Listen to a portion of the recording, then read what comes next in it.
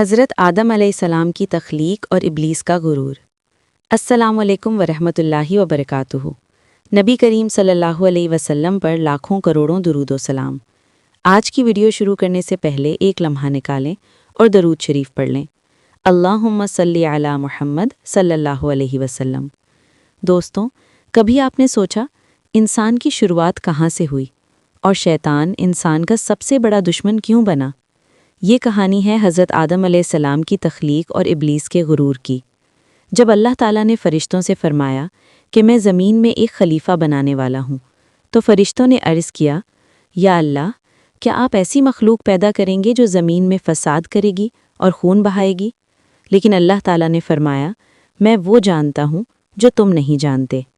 پھر اللہ تعالیٰ نے مٹی سے حضرت آدم علیہ السلام کو پیدا کیا اور ان میں اپنی روح پھونکی۔ یہ لمحہ کائنات کی تاریخ کا سب سے عظیم لمحہ تھا۔ پھر اللہ تعالیٰ نے تمام فرشتوں کو حکم دیا، آدم کو سجدہ کرو۔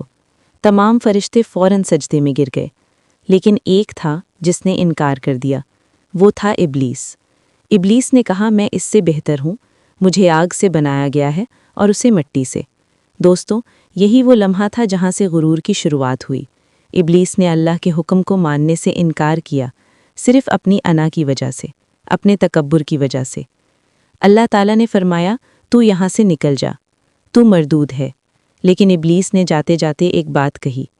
اس نے کہا، یا اللہ، مجھے قیامت تک مہلت دے، میں تیرے بندوں کو گمراہ کروں گا، اور اللہ نے اسے مہلت دے دی۔ دوستو، یہی وہ دشمن ہے جو ہمیں ہر وقت بھٹکانے کی کوشش کرتا ہے۔ وہ ہمیں غرور سکھاتا ہے، وہ ہمیں گناہوں کی طرف لے جاتا ہے، وہ ہمیں سچ سے دور کرتا ہے۔ لیکن یاد رکھو، ابلیس کا سب سے بڑا ہتھیار غرور ہے۔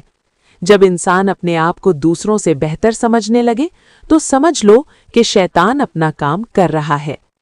حضرت آدم علیہ السلام نے غلطی کی لیکن فوراً توبہ کر لی، اور ابلیس نے غرور کیا اور ہمیشہ کے لیے مردود ہو گیا۔ یہی فرق ہے انسان اور شیطان میں۔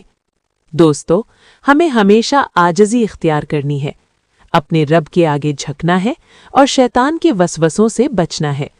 اگر آپ کو یہ ویڈیو پسند آئی ہو تو ویڈیو کو لائک کریں، چینل کو سبسکرائب کریں اور اپنے دوستوں کے ساتھ ضرور شیئر کریں۔ اللہ تعالی ہمیں غرور سے بچائے اور سیدھے راستے پر چلنے کی توفیق عطا فرمائے۔ آمین۔